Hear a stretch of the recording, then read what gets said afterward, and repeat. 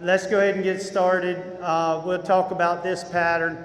I know some of you are probably familiar with this pattern. There's a little bit of change to it. And before we get started, welcome our demo rider tonight, Shannon Hill from Pennsylvania, world champion trainer, was a reserve world champion here last year. One of my dear friends and one of my most respected horsewomen in the business. So we're lucky to have her here demoing for us. This pattern, entering the arena with the rope and chutes here is going to be a little different. So you're going to show with the rope and chutes. They're going to have the windmill there basically to give you a guideline of where they want. They're going to tell the judges this too. They want you in an extended trot by the time you break the plane of the windmill and the rope and chutes. So you've got a little extra area here. You don't have to trot down the hill. You can walk down the hill, and when there'll be a judge that will wave a flag and you can get your trot going. Just they want you extended by the time you this line drawn between the rope and chutes and the windmill. So Shannon, why don't you go ahead and do that? Let's go on and start and go down, and we'll talk about what you want to do. As judges, they want to see a nice straight line, and obviously with the extended trot, you want a definite increase in speed and a definite increase in stride. So you trot down, and you're going to trot not all the way to the end, but you don't want to stop in the middle of the pen either. Maybe down to about the Wrangler sign. Roll back, nice roll back. And that rollback is important to have that rollback. Lope back down, and you want to come maybe 2/3 of the arena down, and make sure you lope all the way around and start your extension on the wall. Remember, the judges are on this side, so you want to be off the wall a little bit, and you extend all the way to your regular trot. And again, you want to see a nice straight line, so you don't want to go too wide and then have to swing back. And you want to break to the walk at least 20 feet before you get even with the logs. So remember on this, there are 3 walk scores. So the walk before the logs, the walk over the logs, and then there's another walk score after the logs. And when I'm judging, this gets a lot of people because they'll want to just trot right off. You want to walk another good 2 horse lengths because that's another walk score. Then pick up your trot. So I mean, just for me, between Nutrena and Justin, I'd want to probably walk to there.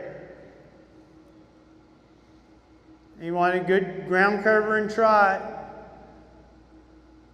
Very nice. Remember, stay off the rail down there far enough that you can get your turnaround pretty nice and clean.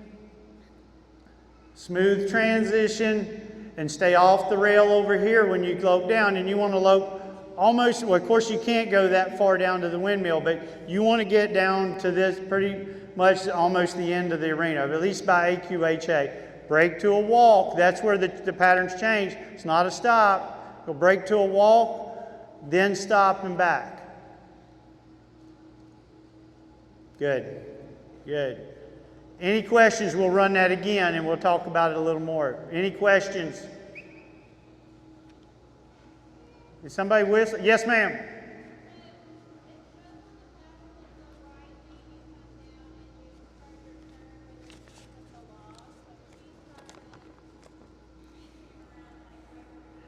Yes, ma'am, and you're not going to get a penalty for that, but it's just using the arena. So we'll do it that way next time. And, pattern placement on these patterns, as long as you're not extremely off, you're not going to incur any penalties as far as their pattern placement. But this is a lot of horses. So your pattern placement is going to be pretty important to your score. So she wouldn't incur any penalties for that. But that's thank you, Carly. And her question was that she didn't lope all the way back down the arena till you're even with the logs. I would say if you're close in this area, you're fine. To me, you know, I tell my people, and it's about, I guess it's about 3/4, with the rope and chutes here, it would be about 3/4 of the arena. You would want to lope back. But the main thing is to, when you long trot in, to get to that other end of the arena. Don't stop, you know, at the TV monitor. Make sure you get on down to that. You don't want to fence them either, but you want to get down to that far end of the arena. Okay, any more questions before I go on? Okay. All right, Shannon, let's do it again.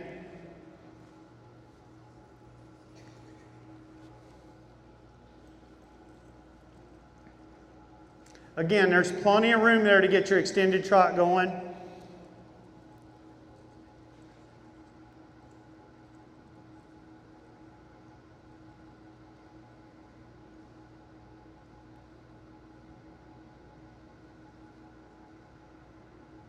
That rollback's going to play a big role in this pattern tomorrow. You're going to have to, you know, and if your horse won't do a rollback, you need to make that, you know, to me, a lot of people try to do it fast. Make it smooth. And remember to extend, and a couple of these patterns kind of mimic each other. Make sure you extend all the way to your trot. So transitions and the movement are really going to come into play tomorrow. Again, a good ground cover and walk. You know, you know how far to push each individual horse. We can't tell you what your horse does, but you know, remember this is, you know, it's a ranch class. It's about horses getting from point A to point B on a ranch and working. So you're not messing around.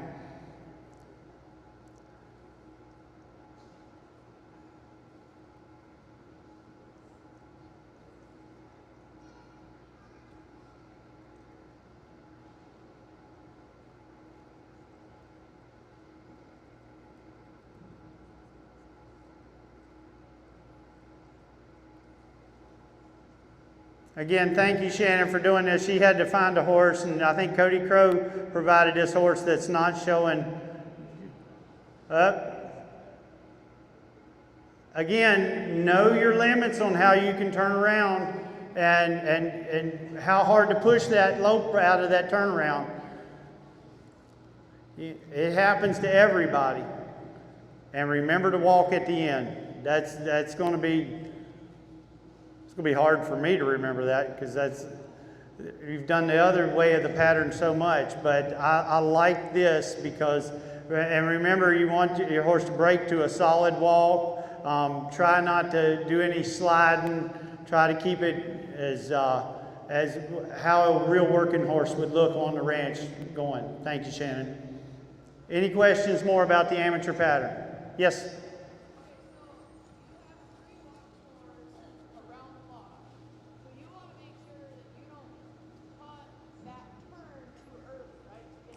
Well, that's kind of a degree of difficulty thing. Her question was turning after you extend lope around and you break to the trot, the walk around that, you know, the score for the walk's going to happen from the transition down from the trot to the walk and that walk to the logs. So that's a pretty good distance to be able to judge. I mean, you don't have to worry about your score there. Then the walk over the logs is a score. But as a judge, I see so many people come down, they walk over the logs, and then they just break right. As soon as they get over the logs, they break into a trot. And, you know, we could OP them because they eliminated a walk there. I don't do that, you know, but it will hurt your maneuver score because you gave me nothing to judge. So you want to make sure you walk a good, at least a horse and length and a half to 2 horse lengths. Then, you know, I would say at least to pass the Nutrena sign, then pick up your trot. So that yes, ma'am.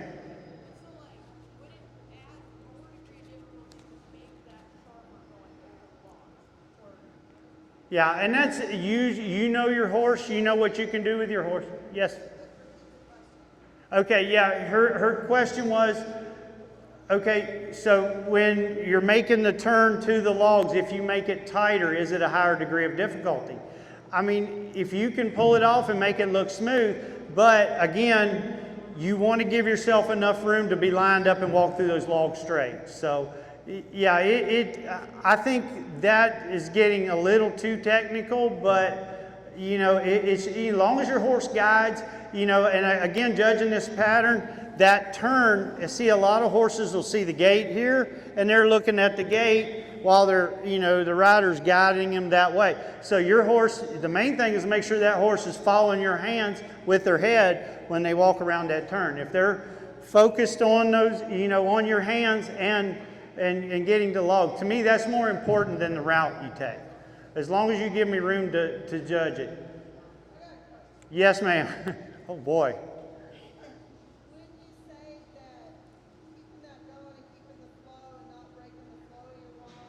Yes. Exactly, and Karen brought up a good point. So what she said was, when you're breaking to the walk and keeping the flow of that maneuver, that's a little more important than making that tight turn. So, and which is a very, very good point, and that's. Again, you talk about how your horse guides, that's going to come into play there. You know, how you approach the logs, does your horse have to adjust its step going over the logs? You know, if you hit it right on stride and every footfall is right in the middle of between the logs and they're careful, obviously the maneuver score is going to go way up.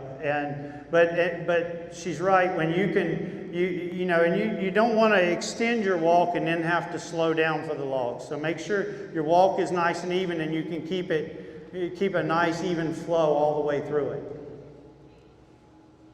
Any more questions? Yes, ma'am. Nina.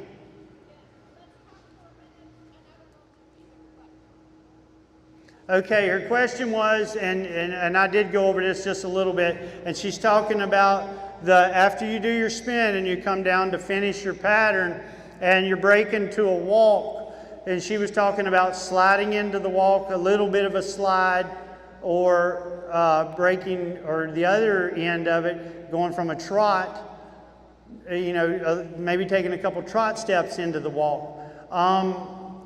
Obviously, you know, this is a ranch class. On a ranch, you're out riding, you're loping and you drop down to a walk and you're on wet grass and your horse slides, you're going down.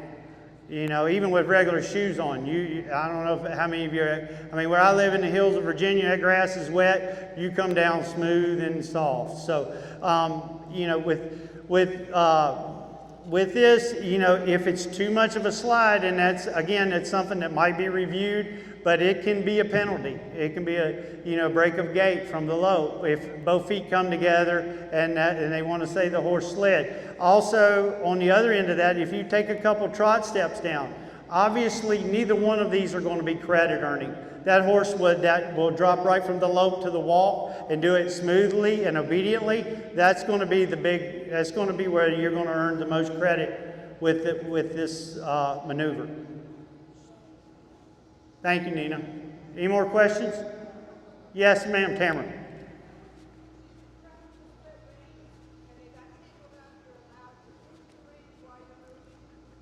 I would assume it's reciprocal to Karen said yes, that is.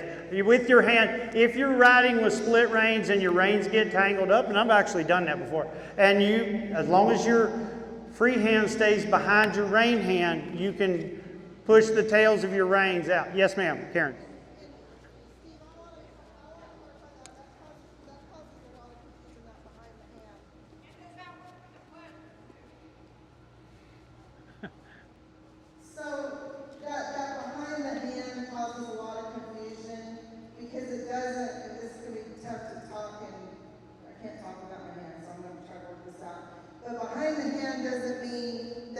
Shannon can show you. Here, and behind the hand means here. Like, this is not behind the hand. What it means is the reins come up from the bit. You can cannot touch the reins between your rein hand and the bit. When you touch the reins behind the hand, it means from your rein hand down that tail of the reins. Doesn't matter if the tail of the reins is ahead of your rein hand or behind your rein hand. Karen, Shannon can show you that. So show me. There we go. So put your hand, your tails forward. Like say they got up forward. Okay, there you go. That's still, go ahead and untangle them now. So even though her offhand slid ahead of the rein hand, that's not a violation because she's only touching the tail. Now touch it ahead between the bit and your hand. You grab it there, you've grabbed that rein, you've got two hands on the rein. So there's two hands from the bit to the reins, that's two-handed, that is an OP in the ranch riding. Does that clear it up, Tim, a little bit? Thank you very much, great question. And she wanted to know, Tamara, did you want to know about the working Western too? Yeah. And we're actually have another pattern on the working Western rail, so I encourage everybody to attend that one as well. Thank you, Steve. Great questions. Is there any more questions here before we move on? Yes, ma'am. What on wearing a breast collar? Yeah, I know she's catch riding a horse. Okay, her question was, what are my thoughts on having a breast collar or not having a breast collar? It is not a mandatory. It is recommended, but it's not a mandatory piece of equipment. So she's more than welcome to show without a breast collar in the ranch riding. I mean, we use breast collars on everything. But that's totally a matter of preference and what you have and don't have. So, any more questions? Yes. The select ranch riding isn't till Wednesday, and I am fairly sure the shoots will be pulled by then. So Okay. for the select, the shoots may not be there. Okay. Yeah. So she said that for the select ranch riding, the chutes may not be there. It will still be, you don't have to start your extended trot till you get to the bottom of the ramp. So if you wanted to jog a couple steps and then extend, you know, they're going to give you a little room to get your extended trot going. It's not going to expect you to even break the gaits at an extended trot. So that's a safety issue as well as, you know, we want everybody to have have a fair chance at this. So if the rope and chutes aren't there, the windmill may not be there. So, oh, you're going to keep the windmill. She is going to keep the windmill. So it'll be the same thing then. There'll be... It'll be very similar. I'm not taking the tape measure to it, but it will be very similar. The windmill. Yeah. Okay, so again, it'll be just, they should be extended trotting by the time they reach the windmill. So there you go. Any more questions? Okay. Do we, I'm sure some of you might leave before we start talking about the Champion of Champions class. And we know it doesn't go for a while. We're going to work on that pattern next. We probably should have did it first so we'd have a captive audience, huh?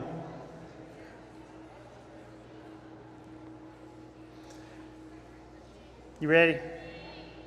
Yes.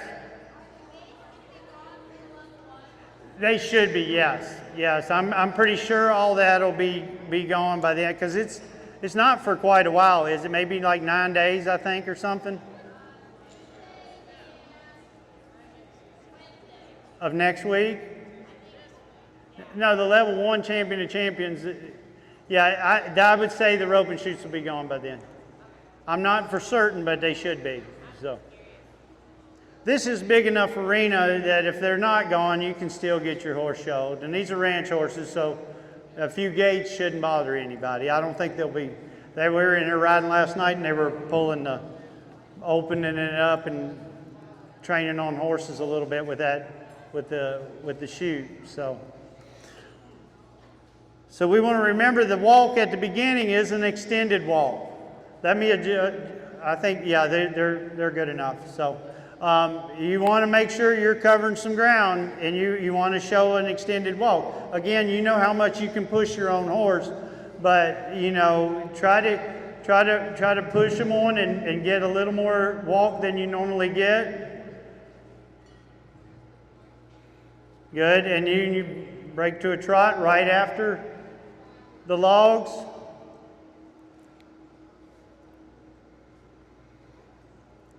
Again, pick a line and stick on that line. The straight lines do make a difference in this.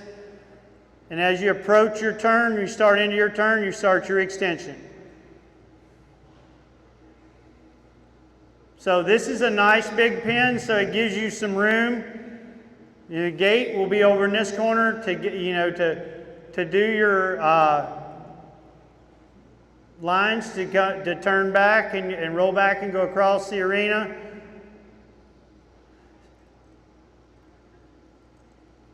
Good, and on your third one, you're going to lope off on the right lead, circle around the windmill, back to the center of the pin on the diagonal and change leads and then extend. Nice lead change and then extend. And you're going to extend around, you're going to be on the inside of the gate. Of course, the gate's going to be attached to the wall. So you want to extend about 2/3 of the way down and then come down to a regular walk, lope, and then a walk. Again, very nice. That's the kind of walk we want to see. And then 1.5 spins in either direction, 1.5 turns. And then you're going to trot back to the gate. I know Shannon's worked an imaginary gate or two. She'll be fine here. Again, straight line, covering ground with purpose. Good. She's going to open the gate, ride through the gate, shut the gate.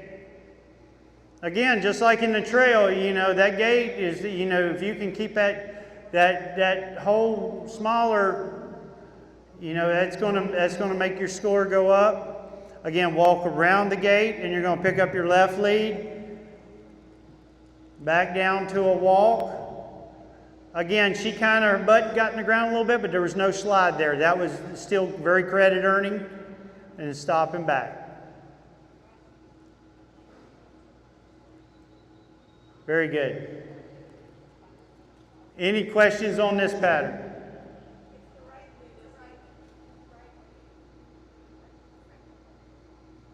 Oh, it is the right lead. Yeah. So let's ride the whole pattern again. I'm sorry. Good catch. This is what happens you get old. You can't see all the fine print.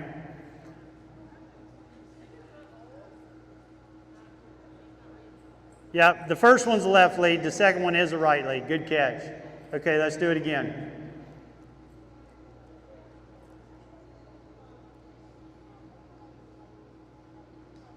So that if she was on the left lead, that would be an OP.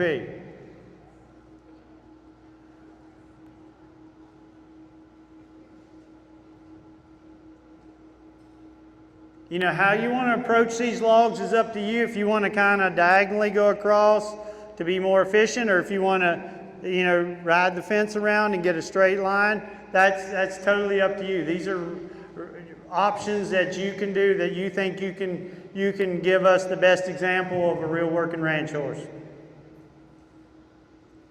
Again, regular trot straight down. When you start your turn, you start your extended, straight across. Then you're going to turn back to the left. Again, your gate's going to be there, so you're going to have to turn before the gate. Straight across again. And turn back to the right. All the way across again. Back to the left again. And go right to a diagonal and pick up your left lead. Right lead, I'm sorry, right lead. Y'all got me all messed up on the leads now.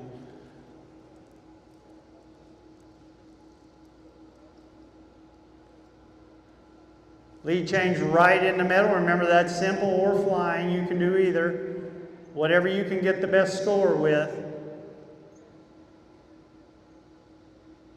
Extend. Again, go as fast as you can go and remain in control. It's not a race, though. Back down to a regular low. Down to a walk.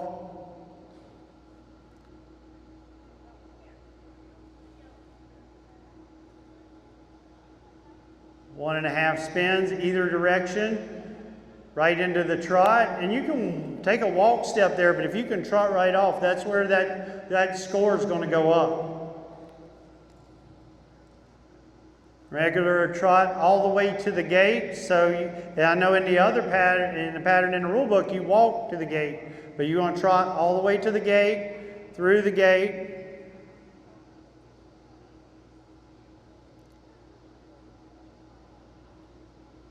Walk around the gate.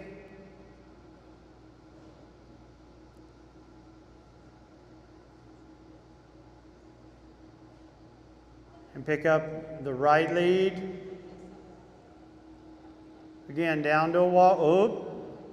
There's where we go. That's getting pretty questionable. That might be a hold for a review. So, and they'll determine at the time if it was enough to call it, a full slide. So those are things to remember, that the purpose of this class is to show us an example of a true working ranch horse.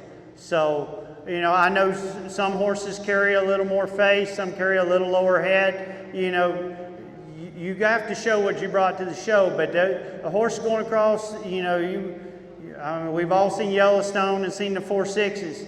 Those are the real horses. So, you see those horses going across the pasture. That's, we want our horses broke. They're show horses, but we want to stay true to the integrity of a true working ranch horse. So, any more questions on this pattern? Yes, ma'am.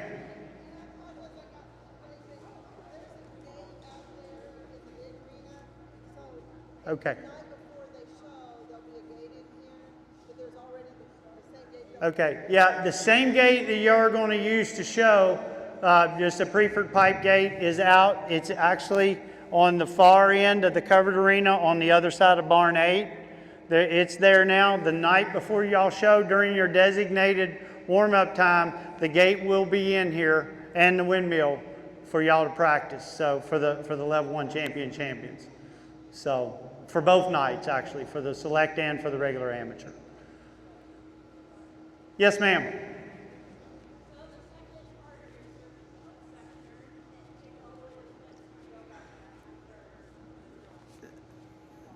That's totally up to you. They're not going to be gauging that. It's going to be more in how your horse guides. Obviously, you don't want to make it super short right in the center of the pen, and I wouldn't bounce off the wall over there.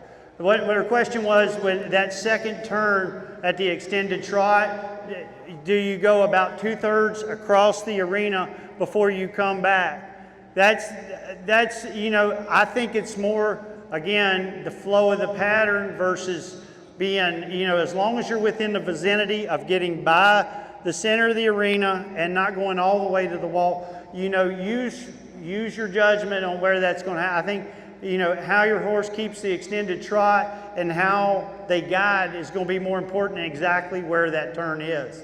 It's going to be how well they do the turn and how well you can keep your extended trot through that turn.